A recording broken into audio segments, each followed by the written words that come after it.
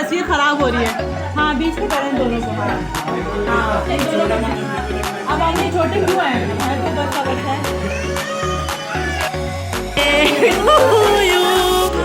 Happy birthday.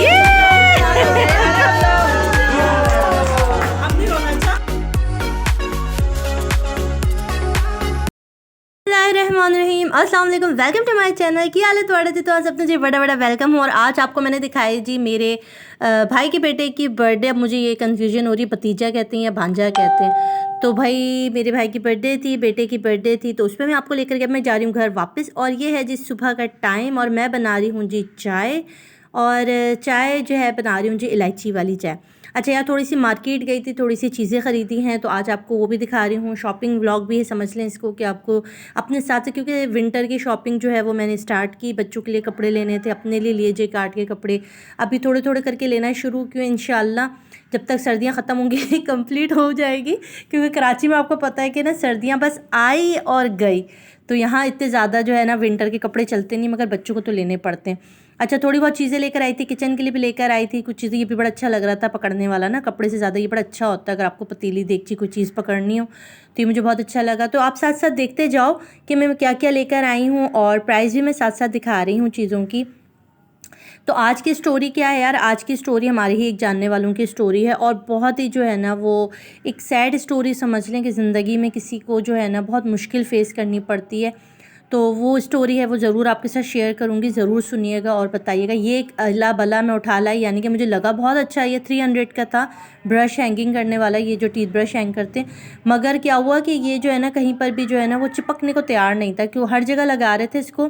अच्छा कुछ होते हैं ना जो हम कील से लगाते हैं, इस तरह नहीं था, तो इससे बड़ी काफ़ी झाड़ पड़ी। फिर बड़ी मुश्किल से मैंने इसको शीशे पर ही एडजस्ट किया, उसके अलावा कहीं लग नहीं रहा था। ये लुप्स भी बड़े अच्छे हैं, देखें आप, कहीं पे भी हुक हैं ये। अब ये चिपक गया ये मेरे हाथ से गिरा क्योंकि मैं वीडियो बना रही थी, और ये जो है वो ट्रे से चिपक गया, बड़ी मुश्किल से निकला। तो ये साथ साथ आपको चीज़ें भी दिखाती जाऊँगी।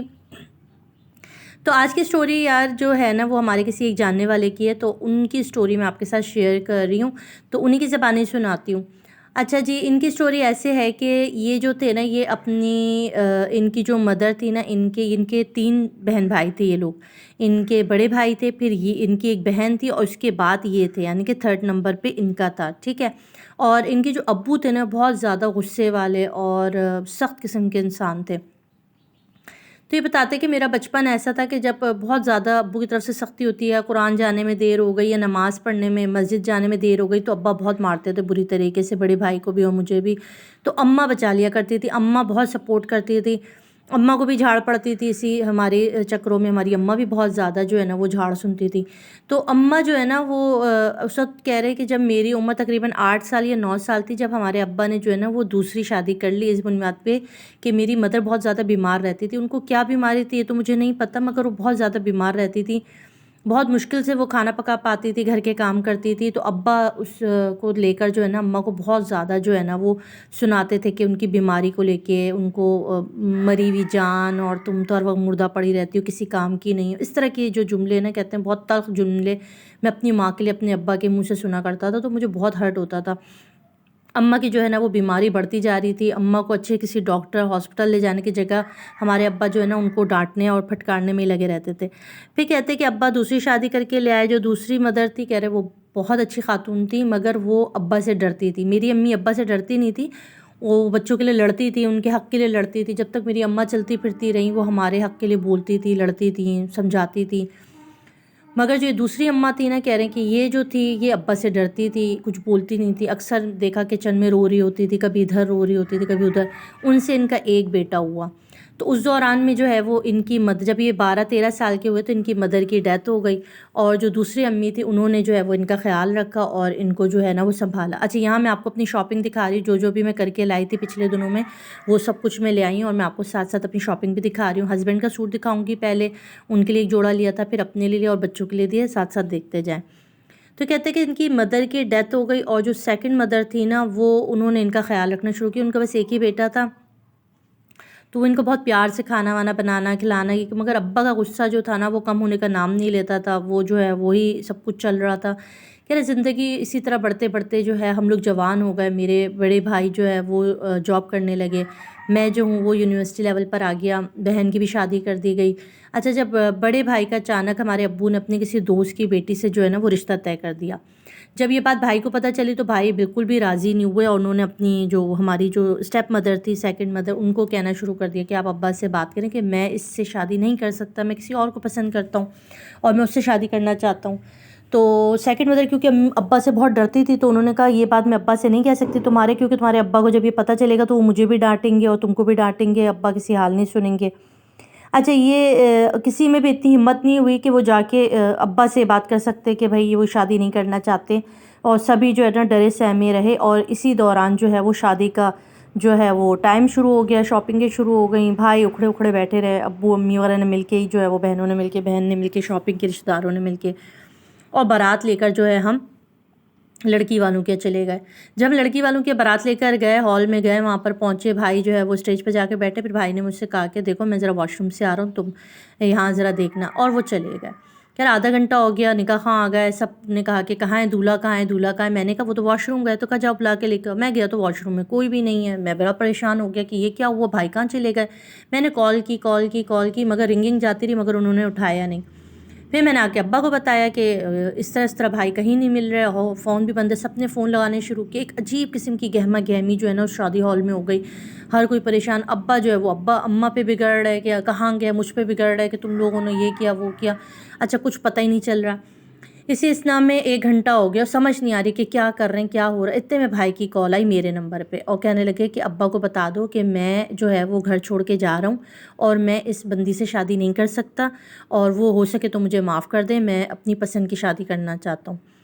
अच्छा, भाई ने तो ये बम गिरा दिया मेरे ऊपर। जब मैंने ये बात अब्बा को बताई तो अब्बा का तो जो पारा सवा नेज़े पर, उनका तो बस नहीं चला था कि मुझे काट के खा लें, क्योंकि भाई तो सामने था नहीं, तो उनका तो बस नहीं चला था कि मुझे उठा के पटक दें कहीं ले जाकर।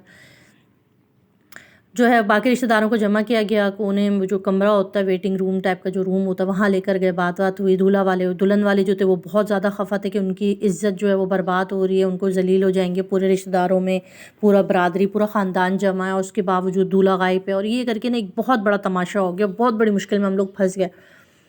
अब्बा जो है ना, अब्बा ने आखिर में क्या किया, अब्बा ने कहा कि भाई मेरा ये वाला लड़का पेश है, इसके साथ मैं निकाह करूँगा, आपकी इज़्ज़त खाक में नहीं मिलने दूंगा। कसूर मेरे बेटे का है तो मेरा बेटा ही इसका जाना देगा। मेरे सर पर तो कोई बम आकर गिरा। मैंने कहा ये क्या हो रहा है, और मुझे पकड़ के ले जाके स्टेज पे बिठा दिया गया। मैं खुद अब्बा से डरता था, तो मेरी समझ में नहीं आ रहा था कि हो क्या रहा है, ये मेरे साथ कर क्या रहा है। और मेरी वहाँ पर जो है ना वो मेरा निकाह करा दिया गया, मेरी होने वाली भाभी के साथ मेरा निकाह पढ़ा दिया गया, और यूँ मेरी शादी हुई और मैं घर लौट कर आ गया। मैं भी इस सब के लिए तैयार नहीं था, और जो मेरी बेगम बनी थी, जो मेरी भाभी, जो मेरी बेगम बनी थी, होने वाली भाभी जो मेरी बेगम बनी थी, वो भी इन सब के लिए तैयार नहीं थी।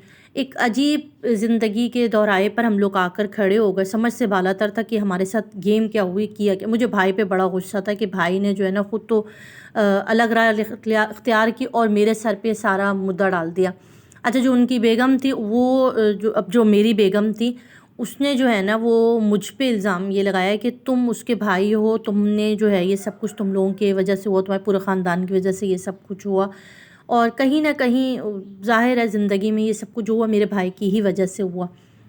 बस फिर ज़िंदगी चलती रही, और एक अजीब हम दोनों के दरमियान एक अच्छा रिश्ता कायम ना हो सका। ना मेरी बीवी और मेरे दरमियान एक खलिश सी रही, एक दूरी, एक फ़ासला रहा, जो हमारी बच्चे होने के बावजूद भी कायम रहा, और मेरी बेटी की शादी होने के बावजूद आज तक मैं उस चीज़ को जो है ना फ़ेस करता हूँ।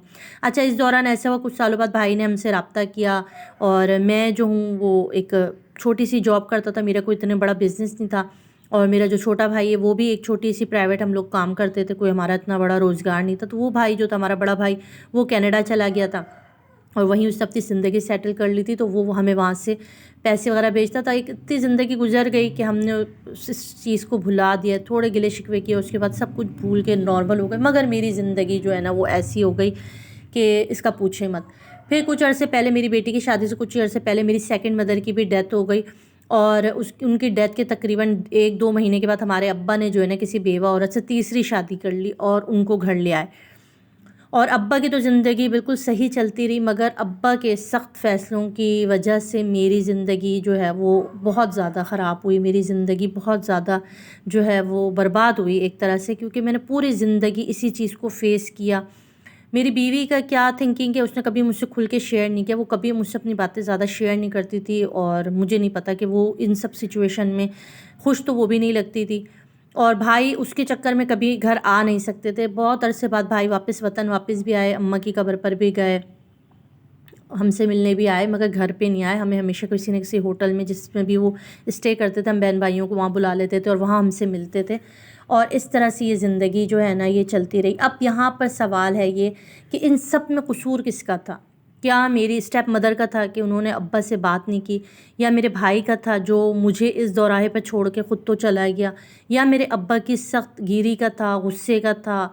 इस टाइम पर मैं सोचता हूँ कि अगर मेरी माँ मरहूमा ज़िंदा होती तो वो कभी भी मेरे साथ ये जुल्म ना होने देती। ये सब कुछ जो मैंने सेक्रीफाइस किया, अक्सर आप लोग ड्रामों में देखते हैं ना, इस तरह ऐसे ड्रामाई ज़िंदगी में मेरे मोड़ ना आता अगर मेरी माँ ज़िंदा होती। या शायद अगर मेरी माँ होती भी तो शायद उस सिचुएशन में यही सबसे बेहतर था, किसी लड़की की जो है ख़ानदान की इज़्ज़त बचाई। अल्लाह ने मुझे शायद इसका डबल सवाब दिया। मेरी कोई बेटा नहीं है, अल्लाह ने मुझे 2 बेटियां दी, मेरे लिए वही बहुत हैं। और अब मैं माशाल्लाह मैं अब नाना भी बन चुका हूँ, मेरी एक बेटी भी हो चुकी है, बेटी को भी एक बेटी हो चुकी है, एक बेटा हो चुका है।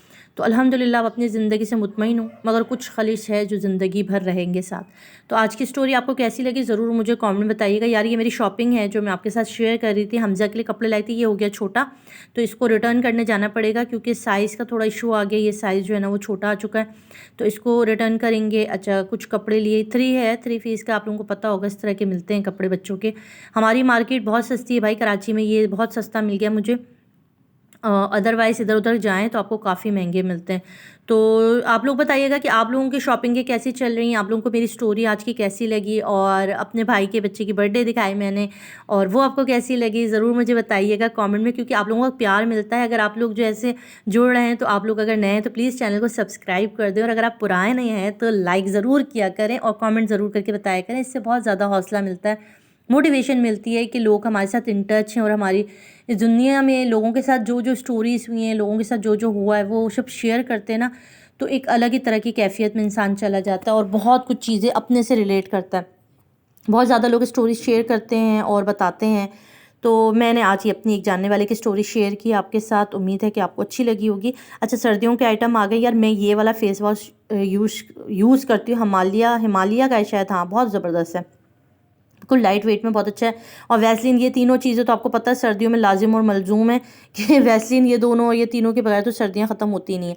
अच्छा, ये बेडशीट जो मैं दिखा रही हूँ ना यार, ये मुझे गिफ्ट मिली है, मेरी एक फ्रेंड ने मुझे गिफ्ट दी है। मेरी दोस्त है, बहुत प्यारी सी दोस्त है, उसने मुझे गिफ्ट ला के, क्योंकि उनके जो हस्बैंड है ना वो बेडशीट का काम करते हैं, बेडशीट की कंपनी में, तो मुझे बेडशीट ख़रीदनी नहीं पड़ती है। तौलिया और बेडशीट जो है ना वो मुझे गिफ्ट करती रहती है।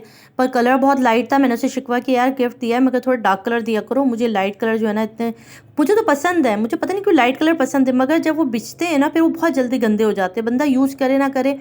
एक मिट्टी की सी ना तय जो है, कराची का वेदर तो आपको पता है, कराची में इस कदर मिट्टी आती है, धूल मिट्टी बहुत है भाई। तो ये बाहर ममालिक में जो रहते हैं वहाँ तो धूल मिट्टी का इशू है नहीं, मगर कराची शहर में तो बहुत ज़्यादा मिट्टी उड़ती रहती है, मिट्टी का। तो मुझे इसलिए ना पर्सनली वाइट पसंद है, मगर मैं बेडशीट के लिए बिल्कुल नहीं कर सकती। अच्छा, ये जो मैंने अभी जुम्मा बाज़ार यहाँ पे लगाया है, अब मैं इसको तय लगाऊंगी क्योंकि मैंने आपको दिखाने के लिए सब, जैसे पठान नहीं फेंकते कपड़ों के ऊपर कपड़े, कपड़े के ऊपर कपड़े, इस तरह मैं फेंकती गई हूँ। अब मैं इन सबको तय लगाऊंगी, उनको तरतीब के साथ वापस जो है वो अपने कबर्ड, बच्चों के कबर्ड में रखूँगी।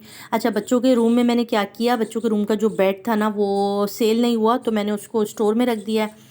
और अभी तक किराएदार भी नहीं मिला यार मुझे। किराएदार क्यों नहीं मिल रहा पता है, किराएदार भी कोई लड़की का अच्छा रिश्ता हो गया, ऐसे हो गया मेरे लिए किराएदार ढूंढना, क्योंकि जो हमें एक छोटी फैमिली चाहिए, क्योंकि मेरा जो घर है इसमें जो ज़मीन वाली टैंकी ना बहुत छोटी है, तो हमने ऊपर तो अपने लिए बड़ी बना ली, मगर किराएदारों की भी टैंकी जो है वो प्लास्टिक की टैंकी ला के रखी, तो कितनी ज़्यादा होती है, इसलिए हमें एक छोटी फैमिली चाहिए, जो छोटी फैमिली मिल नहीं रही। अच्छा, जो छोटी फैमिली आ रही है वो किराया कम करो कह रहे हैं, और जो बड़ी फैमिली आ रही है उन्हें हम रखना नहीं चाह रहे हैं। तो इसी पेशोपा में जो है ना वो ज़िंदगी गुजर रही है किराएदार के साथ, मसले अभी तक हल नहीं हुए, और यही सब कुछ चल रहा है ज़िंदगी में। तो आप ज़रूर बताइएगा कि आपको आज का व्लॉग कैसा लगा, उम्मीद है कि अच्छा लगा होगा। और बस यही थी मेरी आज की छोटी सी वीडियो।